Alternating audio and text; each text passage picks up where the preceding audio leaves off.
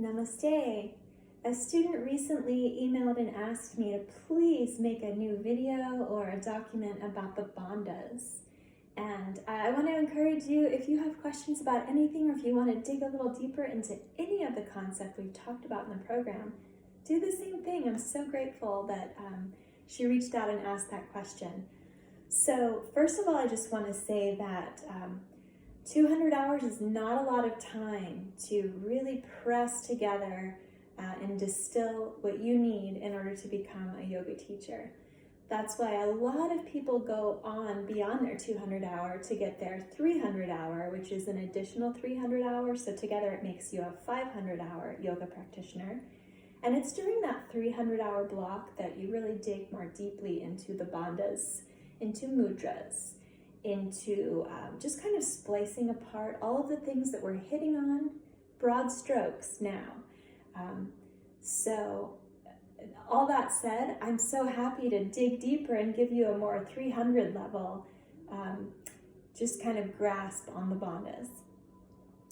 So I'm gonna stand. I feel like we do too much sitting as a society and I just feel like standing. Please feel free to stand with me. You can also sit.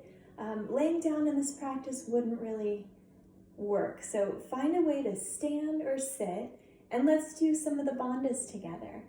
There are traditionally just 5 that I know of.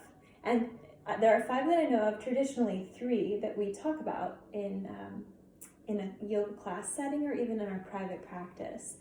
So there's the bandha of locking the feet to the floor. And then there's also a bandha of locking the hands to the mat. I don't know the name of those bandhas. Please feel free to look that up and get that information. But the 3 bandhas that we do talk about and that are pretty important to know as a yoga teacher, whether you're just 200 hour or if you're 300 hours, these are great things to know. And when I say just 200 hours, that's nothing to take lightly. That's nothing to sneeze at. It's a big deal. So go you, yay you, congratulations. All right, the 3 bandhas that we will talk about today and that are really important are the Mula Bandha or Muladhara Bandha, and that's the lock at the base of the perineal tissue. So all of these bandhas are locks. Bandha means lock. When we engage a bandha, we're gently closing and squeezing off that area of the body to lock in the energy or the prana that's coming in through the breath. So we've got the Muladhara Bandha in the perineal tissue. It's between the anus and the vagina, or if you're a male, it's between the scrotum and the anus. And we engage it by lifting up and in, and we hold. And then we release. And while we're released, I'd like to talk about the level of which you're really engaging. So just like in a lot of the asana practice, I've talked about how there's the middle way and then there's the like far extremes. There's like gung-ho, white knight, I'm gonna get this pose, I'm gonna do this pose to death, I'm gonna get it, I'm so extra. And then there's like, oh, I'm kind of scared of this pose and I don't want to hurt myself and I don't want to really engage, so I'm just going to be the panda. We use those terms, the panda and the white knight. And what you really want to do is find that medium between them, because pandas are sweet and white knights have their place, but what we really want to embody is that middle path, that middle way of just honoring the balance between ease and effort, so that we're really putting into it without over-putting, you know? So in the bandha, when you're engaging this Muladhara Bandha, you could pull your perineal tissue in and up so tight and kind of clench your teeth and really like, if you imagine it like an elevator, then you're lifting all the way to the penthouse. That's too much, so release that. Also, if you're barely getting it at all, that's not quite enough effort. So let's put some like medium effort to it. Let's imagine that the base of the perineal tissue is an elevator. And we're going to put some prana or life energy onto the elevator. And we're gonna lift up about to the 5th floor. So we're not going to the penthouse, we're not staying in the basement. So let's begin. You engage your Muladhara Bandha by lifting up and in. You inhale, and as you exhale, you keep the engagement. Try to hold it for 2 more breaths. Inhaling and exhaling while you're still staying engaged. And once more, inhaling and exhaling, still staying engaged. Next time you inhale, that's when you release slowly and completely all the way to the floor. The next bandha is the Uddiyana Bandha, and it's below or behind the belly button. So you can kind of flex your rectus abdominis muscles and you'll engage this bandha. You want to imagine that there's a lock behind your belly button, that you're rooting in. You're rooting into that lock with energy. And it can be helpful to engage both of these locks at the same time. So I encourage you, as we do this one together, you can do just the Uddiyana Bandha, or you can do the Muladhara and the Uddiyana Bandha. So breathing in, go ahead and engage your bandhas, and then breathe in. Breathing out and keeping the bandhas held. Again, we're not trying to overdo it. Keep a smile on your face if you can. Keep breathing in and out. As you exhale, don't let go of the bandha. Your next inhalation, focus, let this be the last breath. Exhale, and then inhale and release those bandhas.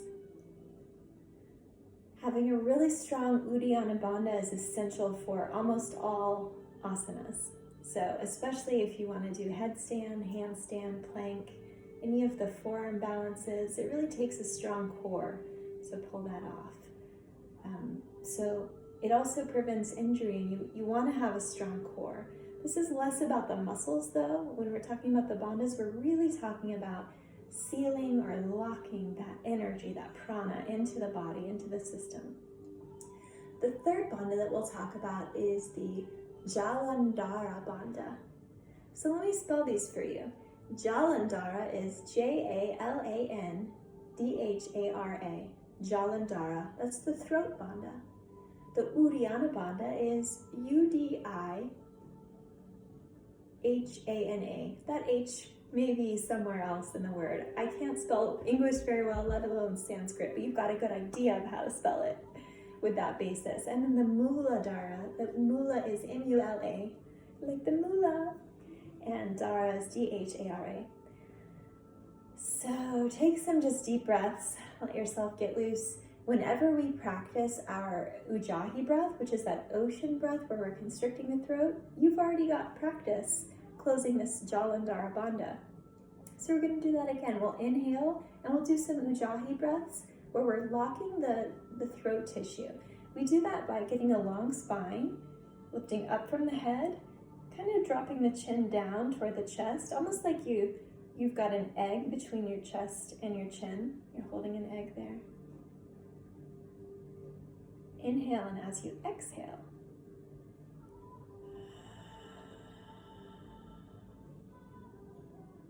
keep it locked as you inhale through the nose.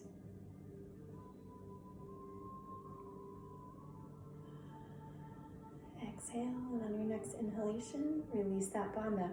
Let's do all three together because that's a really special thing that happens. When we engage all three of those bandhas together, can you imagine the potency of what's happening? If we're holding prana here, we're holding prana here, we're holding prana here, we're connecting the 5th chakra, the 3rd chakra, the 1st chakra. So we've got these beautiful patterns of locking in and embracing, rooting onto the life force energy.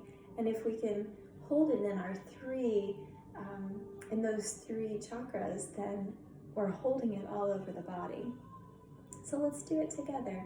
Engage your Muladhara Bandha, lift up and in, try to go to the 5th floor. Engage your Uddiyana Bandha. Engage those rectus abdominis muscles. Let your spine be tall. Hold an egg between your chin and your chest, and breathe.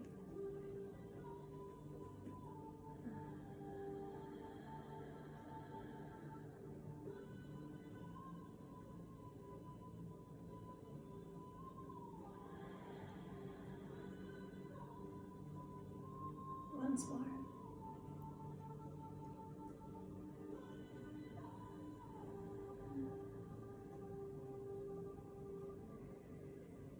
As you inhale, release the bandhas.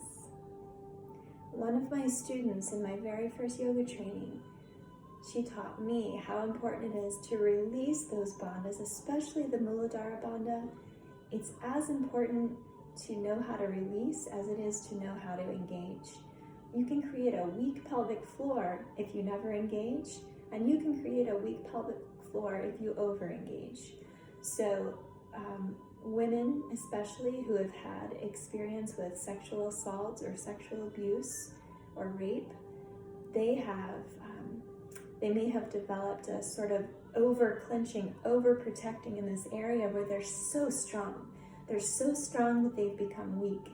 It's like if you try to keep your bicep flexed all day, those muscles would give out eventually, and it would take some physical therapy to rebuild that muscle.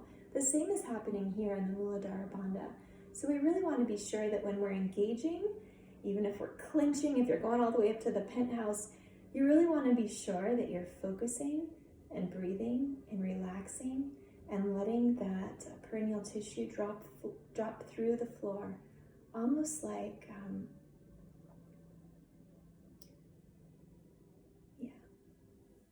almost like you're,